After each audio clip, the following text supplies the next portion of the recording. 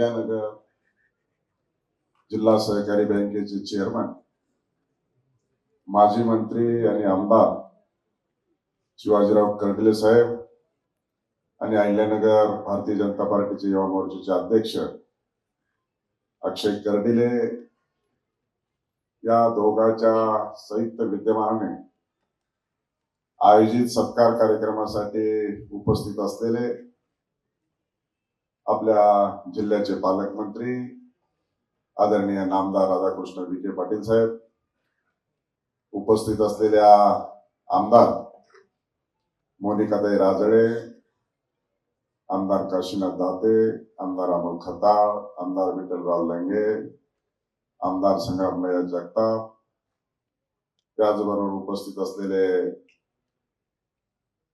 विक्रमसिंह पाचपुते आमदार, उपस्थित असलेले सर्व महायुतीचे जिल्हाध्यक्ष आणि ज्यांनी कर्डिले साहेबांनी उच्चार केला असे खासदार डॉक्टर सुजय विखे पाटील, कारण त्यांनी सांगितले खासदारांनी मागणी केली त्याला त्यांनी दुजारा दिला, माझा ठराव केला आणि मी आमदार झालो. कर्डिले साहेबांनी ठराव मांडला होता. अरुण बरोबर आहे ना? अरुण जिल्हा अध्यक्ष असताना कर्डिले साहेबांनी ठराव मांडला आणि ठराव मांडल्यानंतर भारतीय जनता पार्टीने मला विधान परिषदेचा आमदार 2022 साली केलं आणि आता परत तुम्हाला एकदा ते मला वाटलं पुढचं लोकसभेचं म्हणतात केलं, पण त्यांनी मध्येच तुमची टेन्युअर बदलली आहे. राज्यसभेसाठी तुम्हाला शुभेच्छा दिल्या, जे अगोदर होईल ते,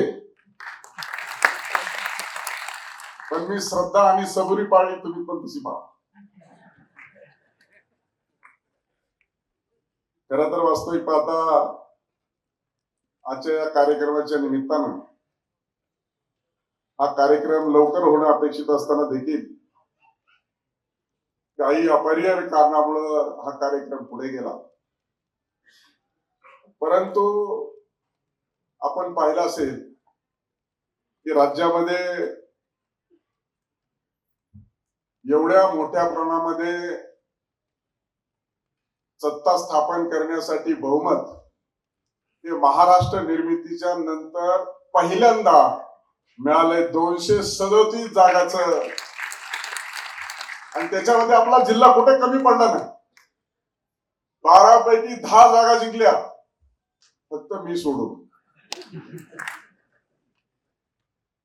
मी खासदार साहेब यासाठी म्हणतो मी सोडून, जिल्ह्यात 5 भाजपच्या जागा होत्या, 5 पैकी 4 आल्या आणि उत्तर महाराष्ट्रामध्ये 22 जागा भारतीय जनता पार्टीच्या होत्या, 21 जागा भारतीय जनता पार्टीने जिंकल्या आणि मी हरलो.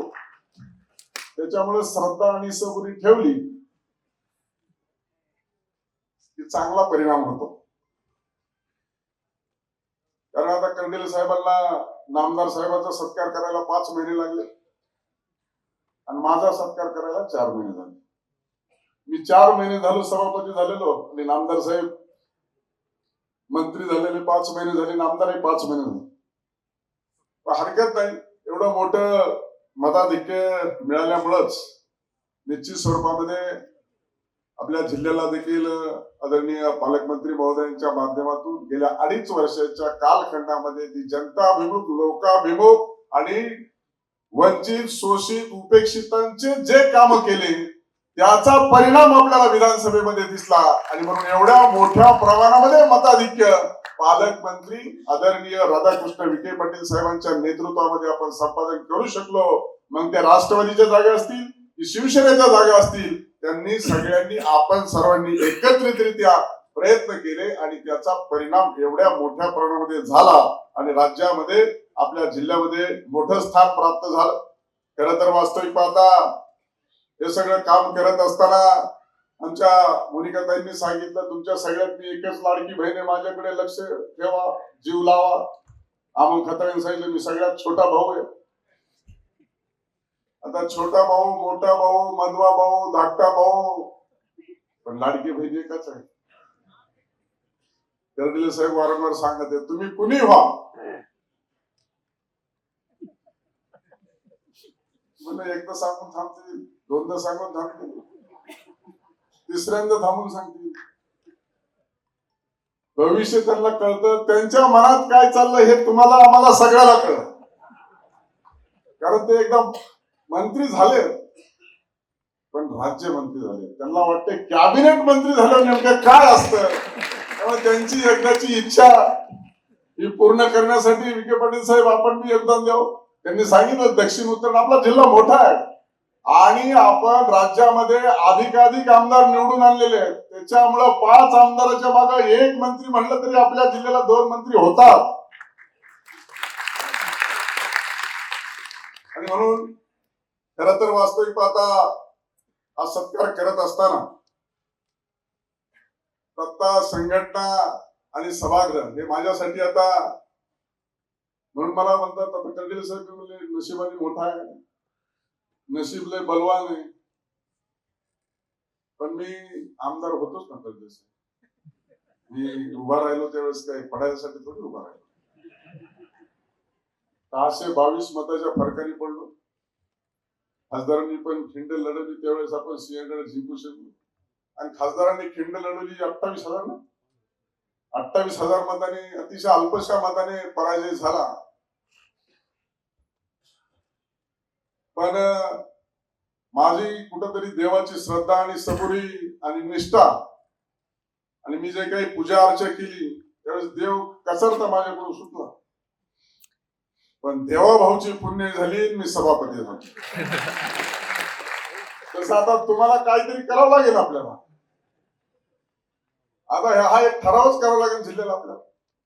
कारण त्यांनी ज्या पद्धतीने खिंड लढवली लोकसभेची आणि सगळ्याच मतदारसंघामध्ये अल्पशा मताने पराभव झाल्याच्या नंतर मनाला लागला होता. आणि त्यामुळं तुम्ही मनात कसली इतकीची ते शंका आणू नका. पालकमंत्री महोदय काय करतील की नाही करतील, पण आम्ही सगळे मिळून तुमचं पुनर्वसन झालं पाहिजे, तुमचा मान सन्मान झाला पाहिजे. आणि शेवटी एक नवोदित कार्यकर्ता पहिल्याच फेज मध्ये निवडून आल्याच्या नंतर अतिशय सकारात्मक प्रतिसाद देत सगळ्याची अडीअडचणी समजावून घेत आपण जरी पराजय झाला तरी जनतेला दिलेला शब्द पाळायचा या हेतूने पराजय झाल्यानंतर देखील माननीय पालकमंत्री महोदय जलसंपदा मंत्री झाल्याच्या नंतर साखळीचा शब्द पाळण्याच्या दृष्टिकोनातून ज्या हालचाली केल्या ती ही जनता विसरू शकणार नाही. शेवटी उपेक्षित भागाला सिंचनाखाली आणणं आणि त्याला पाणी देणं, त्यांची ऊर्जित अवस्था आणणं, त्यांच्या शेतीतून उत्पन्न वाढणं, त्यांचा उदरनिर्वाह आणि आर्थिक दृष्ट्या ते मजबूत होणं, हेच या राज्याच्या सत्तेतून लोकशाहीच्या माध्यमातून तुम्हाला आम्हाला अभिप्रेत आहे. आणि म्हणून खऱ्या अर्थानं तुमचा मागणी म्हणण्यापेक्षा आमचं कर्तव्य हे महत्वाचं आहे. आणि त्यामुळं तुम्ही जी भूमिका मांडली ती भूमिका तुमची नसून ती भविष्य काळात आमची ठरणार आहे असं म्हटलं तर वावगं ठरणार नाही. आपण सत्तेवर आलोत, आपण सगळेच आमदार आहोत.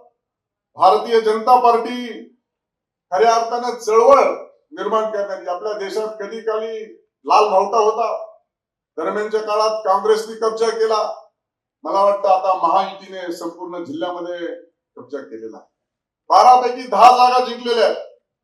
त्यामुळे ज्यांनी या भारतीय जनता पार्टीचं कार्य सुरू केलं, ज्यांनी खस्ता खाल्ल्या, ज्यांनी संसाराचा त्याग केला, त्यांना हा आमचा आजचा सत्कार समर्पित आहे म्हटलं तर वावगं ठरणार.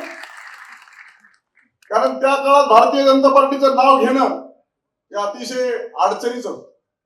आणि अशा काळामध्ये पक्ष त्यांनी सुरू ठेवला.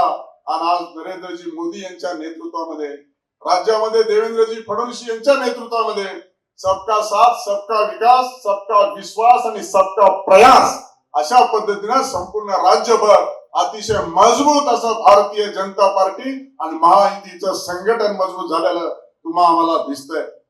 म्हणून ही खऱ्या अर्थाने अर्थव्यवस्था बळकट झाली पाहिजे, जीडीपी वाढला पाहिजे, लोकांना त्याच्यातून समाधान मिळालं पाहिजे. मग देशाचे प्रधानमंत्री यांनी 5 ट्रिलियन इकॉनॉमी जाहीर केली, त्याच वेळेस आपल्या राज्यातील मुख्यमंत्र्यांनी देखील 1 ट्रिलियन इकॉनॉमी जाहीर केली. त्या दृष्टीने आपला महाराष्ट्र देखील गतीने दौडत आहे. आणि म्हणून आता पालकमंत्री महोदयांनी सांगितलं की आता महाराष्ट्र थांबणार नाही, तर आता महाराष्ट्र जोरात आपलं काम करणार, परफॉर्मन्स करणार आणि आपल्या जनतेला दिलासा देण्यासाठी काम करणार.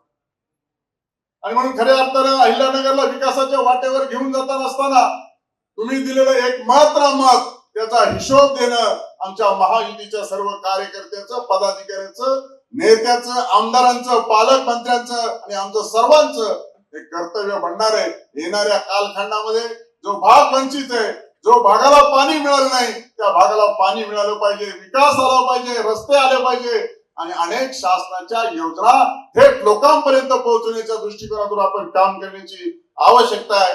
आणि ते काम आपण भविष्य काळामध्ये करणार आहोत. खरं तर वास्तविक पाहता माझ्यासारख्या कार्यकर्त्यावर ही जबाबदारी नेतृत्वाने आणि पक्षाने टाकलेली आहे. मला वाटतं आपला जिल्हा मोठा आहे. माझ्या अगोदर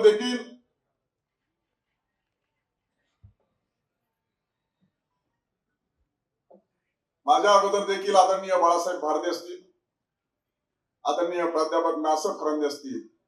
भारदे साहेब हे विधानसभेचे अध्यक्ष होते, तर नासर फरांदे हे विधान परिषदेचे सभापती होते.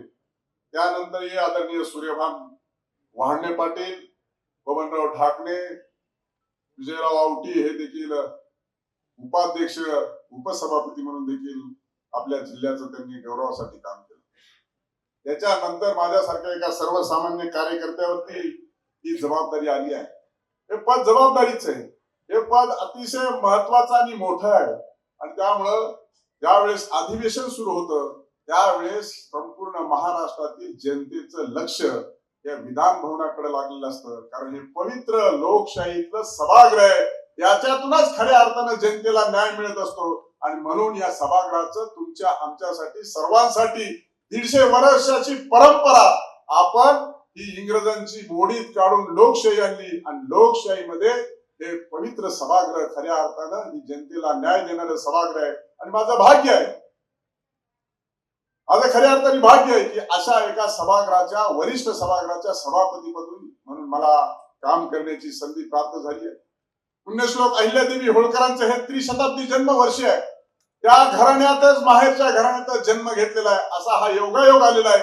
आणि म्हणून त्यांनी जे कार्य केलं, खऱ्या अर्थानं त्यांनी जे कार्य केलं, न्याय देण्याचं, सुशासन आणि लोक कल्याणकारी त्यांची जी भूमिका राहिलेली आहे, खऱ्या अर्थानं हाच त्यांचा जो काही मार्गक्रमण आहे, त्यांचे जे काही विचार आहे, हे पुढे घेऊन जाण्यासाठी निश्चित स्वरूपामध्ये मला आनंद होणार आहे. आणि त्यामुळे तुमचा आशीर्वाद आणि सहकार्याची, मार्गदर्शनाची आवश्यकता आहे. निश्चित स्वरूपामध्ये पराजय झाल्यानंतर देखील मला अशा एका पदावर नेऊन ठेवलंय पक्षाने आणि नेतृत्वाने. आणि म्हणूनसाठी खऱ्या अर्थाने मी कर्जत जामखेडच्या जनतेचं आणि आपल्या जिल्ह्यातल्या जनतेचं मनापासून आभार यासाठी व्यक्त करेल की त्यांनी एवढे मोठे मतदान मिळवून दिलं, पण मी विजय प्राप्त करू शकलो नाही. परंतु ती मला तुमच्या आमच्या, मला वाटतं तडले साहेबांनी भाषण केलं, खासदारांनी भाषण केलं, पालकमंत्री महोदयांनी भाषण केलं, तुमच्या आमच्या मनामध्ये खंत आहे. आणि नेहमी करता काही झालं की विरोध करायचा, काही झालं तर बोलायचं, पण बोलल्याने प्रश्न सुटत नाही. खरं तर वास्तविक पाहता बोलल्याने प्रश्न सुटत नाही. माझ्यावर काय टीका झाली मध्यंतरीच्या काळामध्ये? मध्यंतरीच्या काळामध्ये टीका झाली की मला प्रोटोकॉल कळत नाही. मला कसा प्रोटोकॉल कळत नाही? मी प्रोटोकॉल मंत्री सुद्धा 2.5 वर्ष होतो. म्हणून 15 मे 1952 साली आपल्या लोकसभेचे पहिले लोकसभेचे अध्यक्ष काय म्हणतात? Once a speaker always a speaker. एकदा तो सभापती किंवा अध्यक्ष झाला की तो पूर्ण वेळ नंतरच्या कालखंडामध्ये अध्यक्ष राहतो. ही आपण ज्या देशाच्या 5 देशाच्या वरून घटना डॉक्टर बाबासाहेब आंबेडकरांनी आपल्या देशाला लागू केली, त्या युनायटेड किंगडम मध्ये जर एकदा सभापती झाला किंवा अध्यक्ष जर झाला तर त्याच्या विरोधात माणूस उभा करायचा नाही, अशी प्रथा परंपरा आहे. पण आपल्याकडे तसं नाहीये. आपल्याकडे उभा राहिला की त्याला सांगायचं तुमचा हा प्रोटोकॉल नाही, आणि निवडणूक आली की मात्र मग अध्यक्षांनी सभापतींनी पक्षाकडे तिकीट मागायला जायचं. आता हा विरोधाभास आहे. दुसरीकडे काय विरोध करायचा नाही आणि मग मात्र तिकीट मागायला जायचं. आणि मग हा प्रोटोकॉल असा आहे की आता 2024च्या आपल्या लोकसभेची निवडणूक झाली त्यावेळेस देशाचे कृषी मंत्री नरेंद्र तोमर उभा होते. त्यांना परत विधानसभेला आणलं. कृषी मंत्री असताना ते निवडून आले आणि ते मध्य प्रदेशचे अध्यक्ष झाले. मध्य प्रदेशचे अध्यक्ष झाल्याच्या नंतर तिथे काँग्रेसवाल्यांनी त्यांना विरोध केला. म्हणले अध्यक्ष हा इम्पार्शियल असतो, त्याला मीटिंग मध्ये भाग घेता येत नाही. आता तुम्ही इकडून टोचणार तिकडून टोचणार. इलेक्शन कमिशनने त्याच्यावरती आदेश पारित केले की निवडणूक आयोग या संदर्भामध्ये सांगतात की प्रदेश या निवडणुकीच्या प्रसंगी भारत निर्वाचन आयोगाने सांगितलं की जर अध्यक्ष असला तरी तो पक्षाच्या कामकाजामध्ये भाग घेऊ शकतो आणि तो भाग घेतल्याच्या नंतर फक्त कोड ऑफ कंडक्ट इलेक्शन कमिशनचं त्याला मात्र जे सगळ्याला रूल्स लागू ते त्याला रूल्स लागू राहतील. आणि म्हणून मला वाटतं ज्यांनी कोणी आमच्यावर प्रोटोकॉल सांगण्याची शिकवण्याची भाषा केली त्यांच्यासाठी हे पुरेसं आहे. अजून अधिकचा मारा लागत असेल तर तोही देता येईल. मग खासदारांनी सांगितलं घंटी वाजवा, जास्त वेळ बोलायला लागले. मी नामदार साहेबांच्या कानात सांगतो, मी तोच तर खरा प्रोटोकॉल आहे माझा. मी कोणाचंही भाषण थांबवू शकतो, माझ्या भाषण थांबवता येत नाही. म्हणून नामदार साहेबांनी सांगितलं हा खरा आपल्या जिल्ह्याचा गौरव आहे. भारदे साहेबांच्या नंतर फरांदे सरांच्या नंतर हा गौरव आहे. पण माणूस बी दोरीत असला पाहिजे, डिसिप्लिन असला पाहिजे. मी बी सरळ आहे, स्ट्रेट आहे, वाकडा नाही तिकडा नाही, कुणाच्या मदत तर जातच नाही. आता बाहेरच्या जिल्ह्यातून रिजन मधून येऊन आमचा नाद केला म्हणून मी नाद केला ना. 622 मतांनी पडलो हे तुमच्या आमच्या सगळ्यांच्या मनामध्ये खंत आहे. आणि काय मोठा तीर मारला 622 मतांनी निवडून येऊन. राम शिंदेचं ते काय इतिहास आहे सगळ्याला माहिती आहे, आपल्याला सांगायची आवश्यकता नाही. माझे कार्यकर्ते आणि मी लढलो आणि त्यांची 60 वर्षाची परंपरा आहे.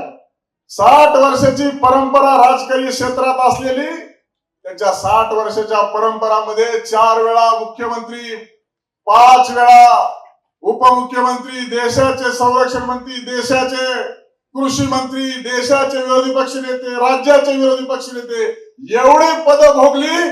त्यांची माझी जर तुलना केली तर त्यांची माझ्यापेक्षा इज्जत 622 मतांनी जास्त आहे. त्याच्यामुळे मला प्रॉब्लेम नाही. 622 मत. आता गेल्या वेळेस 43 होते खासदार साहेब, आता 622 फरक आहे. विठ्ठलराव तुमचा 802चा होता तर तुम्हाला एवढा त्रास झाला. आता मी 622 वर आहे. त्यामुळे येणाऱ्या कालखंडामध्ये आपण काय करतो, जनतेला कशा पद्धतीने न्याय देतो ही देखील महत्वाची गोष्ट आहे. आणि म्हणून साठी महायुतीचे 10चे 10 आमदार आपले अतिशय तरुण आहेत, तडफदार आहेत. पालकमंत्री महोदय सगळ्यांना मदत आणि सहकार्य करायची भूमिका नेहमी करतात. कर्डिले साहेब 5 महिने झाला आपलं सत्कार करतो. सत्काराचं काय नियोजन जोरात केलं. एवढ्या मोठ्या सहकार सभागृहामध्ये आपण सत्कार आयोजित केलाय. त्याच्यामुळं हा खरा प्रतिष्ठेचा सत्कार आहे. जिल्ह्याच्या हेडक्वार्टर मध्ये, अहिल्यानगरच्या हेडक्वार्टर मध्ये सत्कार होत आहे. सगळ्यांचं नियोजनाची व्यवस्था आहे. आमची आहे ना, आमची पण नियोजन होईल. आणि त्यामुळं कर्डिले साहेबांच्याकडून आयोजन आणि नियोजन समजून घ्यावं. अतिशय धोरित काम करणं, अतिशय चांगल्या पद्धतीने कार्यक्रमाचं आयोजन आणि नियोजन करणं. आणि कर्डिले साहेब तुमच्या मनातली जी जी काही खंत आहे ती नक्की, तुमची सांगण्याची स्टाईलच वेगळी आहे. सगळ्याला मंत्रीपद वाटली पण तुमच्या मनात काय हे मात्र सगळ्याला कळलं. त्याच्यामुळे यथायोग्य आम्हाला जे जे करता येईल ते नक्की आम्ही करू. परंतु तुम्हाला एक निश्चित सांगतो की पालकमंत्री महोदयांनी आपल्या जिल्ह्याच्या विकास आराखड्याच्या संदर्भामध्ये अनेक बिंदूवरती चर्चा करत असताना आपला जिल्हा हा अतिशय प्रगल्भ आहे, विचारवंताचा जिल्हा आहे, प्रगल्भ जिल्हा आहे. आणि त्यामुळे हा विकास आपल्या जिल्ह्यामध्ये आला पाहिजे. क्षेत्रफळाने मोठा जिल्हा आहे आणि म्हणून हा विकास करत असताना निश्चित करता आमची देखील चर्चा होत असते. पद महत्वाचं आहे, पद महत्वाचं आहे, पण किती महत्वाचं आहे हे ज्यावेळेस विधान परिषदेच्या परिसरात आल्यामध्ये लक्षात येतं. जेव्हा केव्हा एखादा प्रसंग, आता 3 पक्षाचं सरकार आहे, अडचणीचं सरकार आहे, फायनान्शियल त्याला बजेट तरतूद होत नाही, त्यावेळेस पीठासीन अधिकारी म्हणून वरच्या माझ्या बसलेल्या ठिकाणाहून मी आदेश पारित करू शकतो. या संदर्भामध्ये माझ्या दालनात बैठक होईल. एक नाही तर मी निर्देश दिले त्याप्रमाणे सरकारला कारवाई करावी लागते. बरोबर आहे नामदार साहेब? त्यामुळे कोणताही प्रश्न आला सहजासहजी सुटत नसला तर तो आपल्या पद्धतीने सोडू शकतो. मी बी आता 2-3 महिन्यामध्ये हे पहिलंच अधिवेशन आहे, त्याच्यामुळे जेवढा अभ्यास झाला तेवढा तुम्हाला सांगितलं. काही जास्तच स्मार्ट काम करायला लागले अडचण सुद्धा होते. अविश्वास सुद्धा दाखल झालाय माझ्यावर.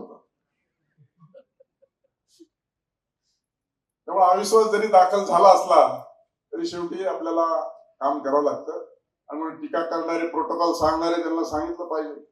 मी जर भारतीय जनता पार्टीचा नसतोच तर मी सभापती झालो असतो का? माझ्या तमाम सभागृहातील नागरिकाला आणि नेतृत्वाला प्रश्न आहे.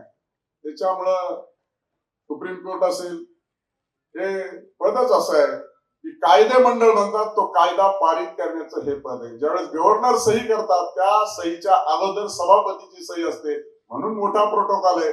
हायकोर्ट अभाव नेक्स्ट टू गव्हर्नर अशा पद्धतीचा प्रोटोकॉल आहे. त्यामुळे प्रोटोकॉलात न जाता आपल्या जिल्ह्याला या माध्यमातून काय मिळेल, आपल्या जिल्ह्याचे प्रश्न कसे सुटतील, आणि आम्ही सगळेजण व्यासपीठावर बसलेले माणसं कर्डिले साहेबांच्या अध्यक्षतेखाली आणि पालकमंत्र्यांच्या नेतृत्वामध्ये हे प्रश्न सोडवण्यासाठी आम्ही अहिल्यानगर जिल्ह्यातल्या जनतेला हे आश्वासन देऊ इच्छितो, वचन देऊ इच्छितो की आम्ही कटिबद्ध राहू. दिलेले विधानसभेतील निवडणुकीतले इलेक्शन मधले जे वचन आहे ते आम्ही येणाऱ्या कालखंडामध्ये पाळू. या सत्काराच्या निमित्ताने आम्ही तुम्हाला सांगतो. एवढाच बोलून मी माझं लांबलेलं भाषण थांबवतो. जय हिंद, जय महाराष्ट्र, जय श्रीराम.